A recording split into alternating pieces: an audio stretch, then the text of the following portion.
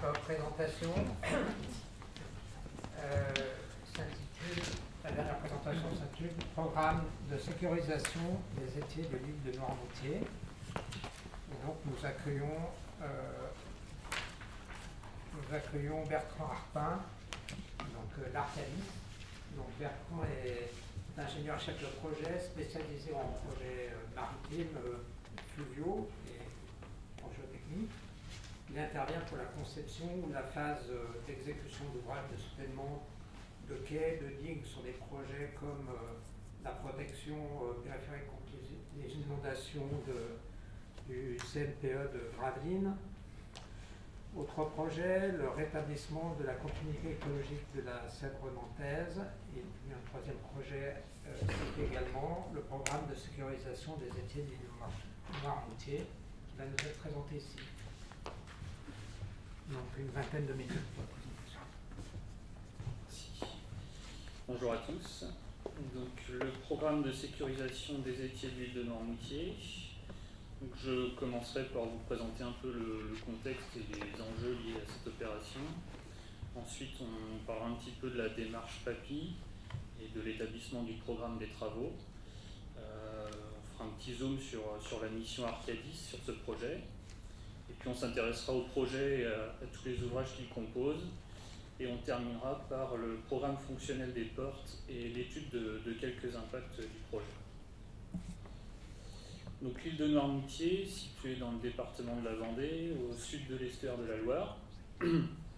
C'est une île qui fait environ 18 km de long, 500 mètres de large au plus étroit et 12 km au plus large, et surtout 62 km de côte. Donc le site, on est au sud de la ville de Noirmoutier-en-l'Île. Il est constitué donc des trois étiers: l'étier du Moulin au nord, qui accueille le port de Noirmoutier-en-l'Île, l'étier de l'Arceau, l'étier des Coueffes, qui débouchent tous les trois dans un avant-port formé par la jetée des îlots au sud, qui est un ouvrage très ancien, et la digue Jacobsen au nord, qui protège le marais de Mulinbourg, qui est une réserve naturelle nationale. Et puis donc les digues entre les étiers, la digue du Boucau au nord, la digue du Terrain Neuf et la digue sud de l'étier des Coueffes. La géologie et la dynamique sédimentaire de la zone. Donc l'île de Noirmoutier est constituée d'un noyau granitique au nord, encadré par des calcaires du Lutétien qui affleurent sur l'île, mais surtout sur l'estran, avec les platiers rocheux. Tout le littoral ouest est constitué d'un cordon dunaire.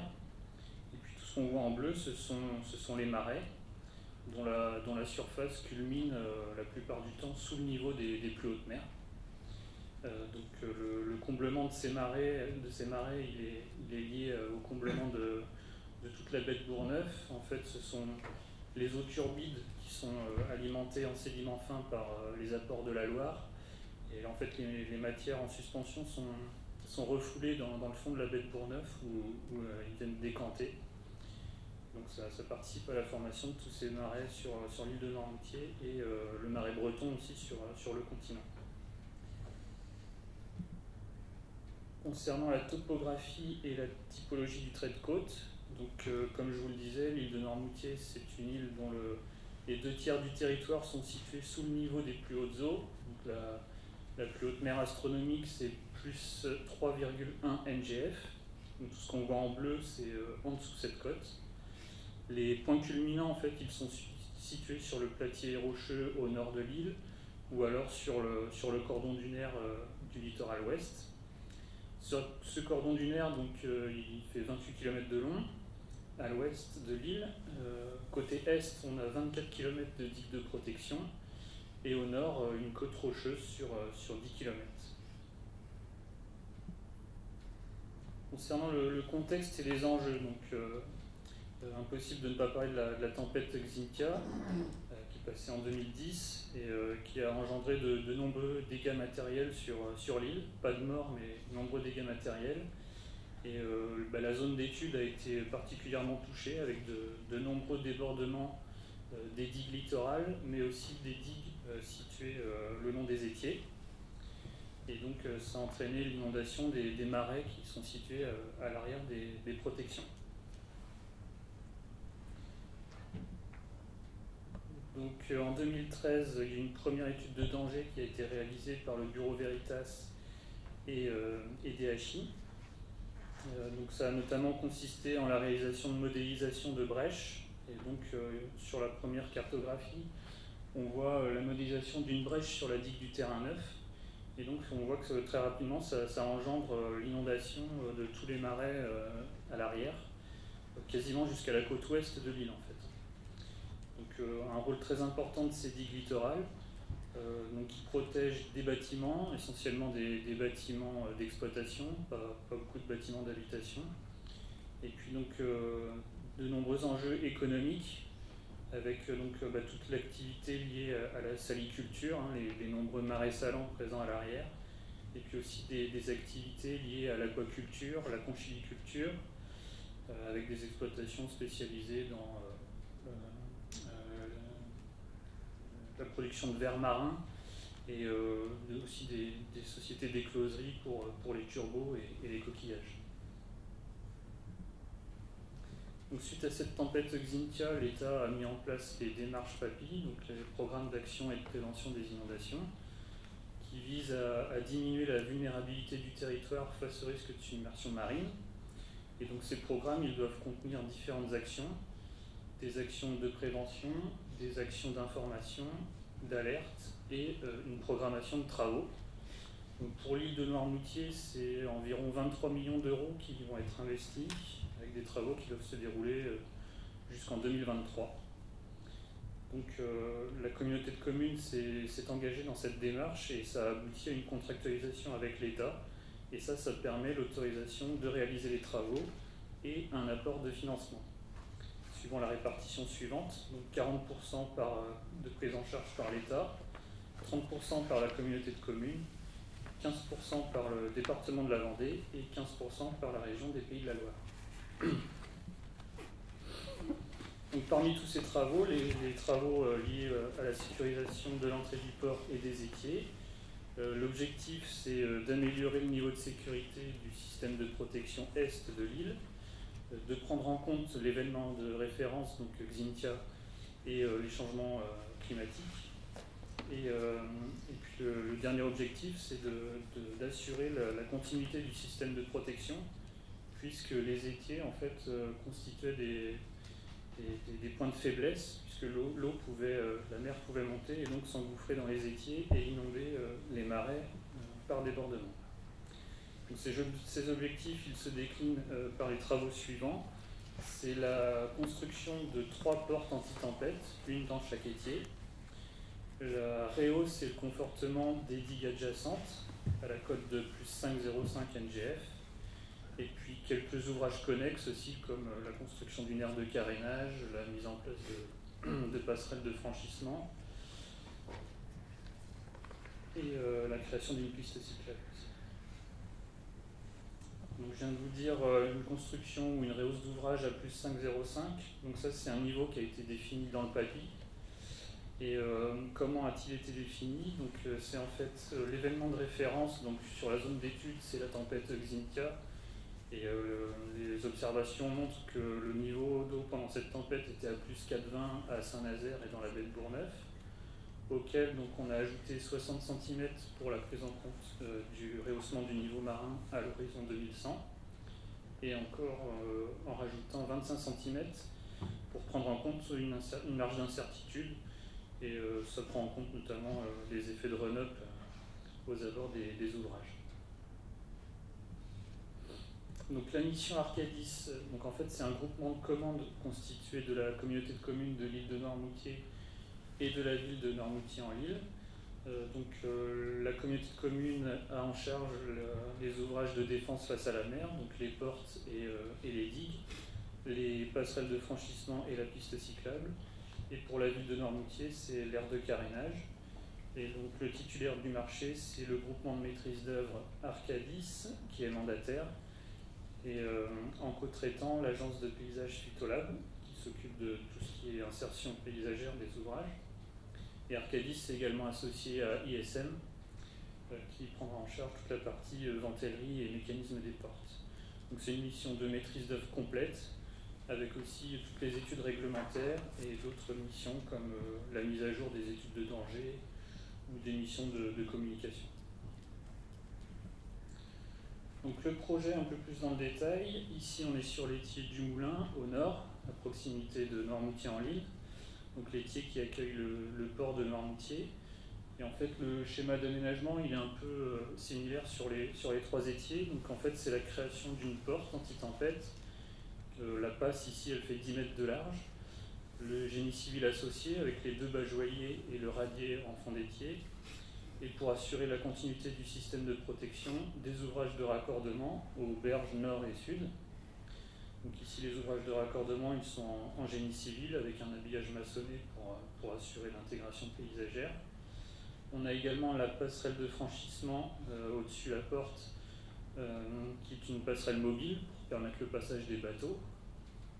Le terre-plein sud donc, qui est remplacé par l'aire de carénage avec la création d'un quai et la protection qui se poursuit par un mur qui vient s'encastrer en fait dans la digue du Boucau dont on devine le confortement et la rehausse.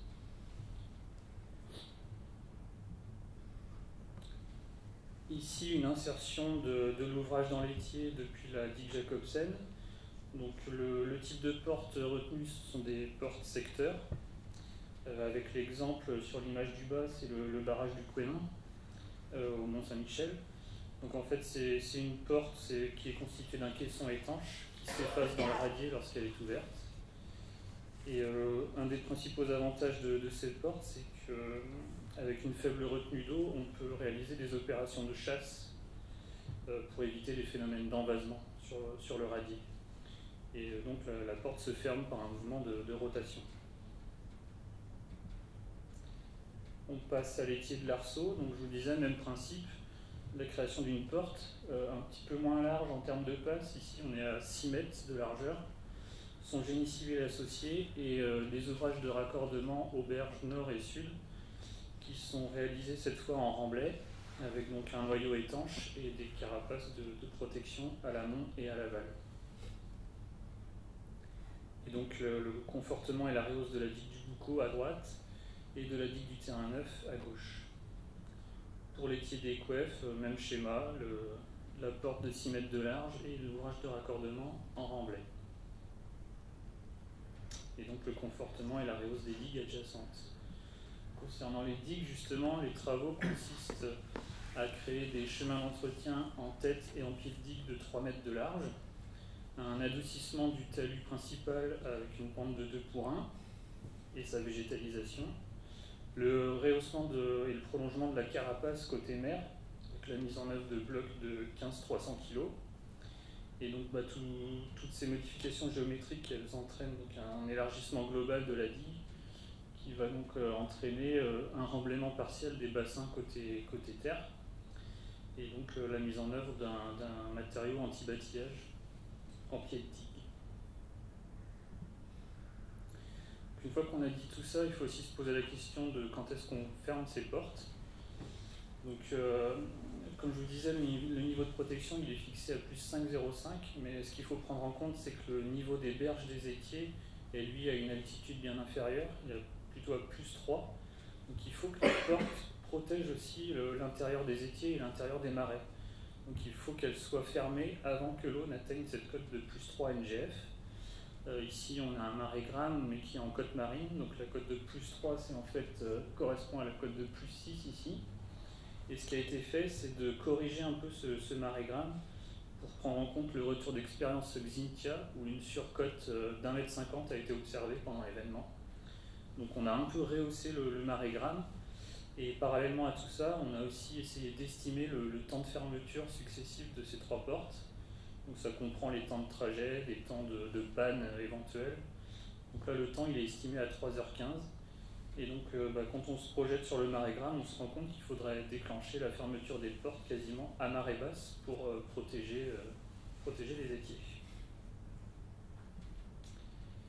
Alors l'étude de quelques impacts, le but c'est pas d'être exhaustif mais au moins les principaux impacts redoutés. Donc au niveau hydrosédimentaire, il y a des modélisations qui ont été réalisées au stade de faisabilité par Régis. Et donc ici, on se rend compte que la mise en œuvre des ouvrages dans les étiers va entraîner une accélération des vitesses de courant et donc potentiellement des érosions, mais essentiellement au droit des passes, donc des phénomènes assez localisés. Côté aval, quelques phénomènes d'engraissement attendus, mais globalement des phénomènes, donc des impacts très localisés. C'est le scénario retenu. Il faut savoir qu'il y a eu d'autres scénarios qui ont été étudiés, notamment un scénario de création d'une seule porte à l'entrée de l'avant-port, ou alors la création de seulement 2 portes en mutualisant les portes de l'étier du Moulin et la porte de l'étier de l'Arceau. Mais ces 2 autres solutions présentaient beaucoup plus d'impact sur les vasières existantes, donc elles ont été écartées. Autre impact redouté, c'est l'impact sur la ligne d'eau dans les étiers, parce que les étiers sont exploités de façon très intense par les sociétés d'aquaculture et de saliculture. Et donc il ne fallait pas que la création de ces ouvrages entraîne une baisse trop importante de la ligne d'eau dans ces étiers. Donc là c'est Arcadis qui a modélisé la ligne d'eau. En bleu, c'est la ligne d'eau actuelle sans la création des portes. On voit que ce qui a une influence sur la ligne d'eau, c'est les ouvrages existants comme un pont situé en amont et une écluse existante aussi. Et en fait, on s'aperçoit que si on vient positionner les portes, on a très très peu d'impact sur la ligne d'eau. Là, c'est de l'ordre de 2 cm. Donc des résultats assez satisfaisants et ça permettait de valider l'implantation de la porte. Voilà, j'en ai terminé. Merci de votre attention.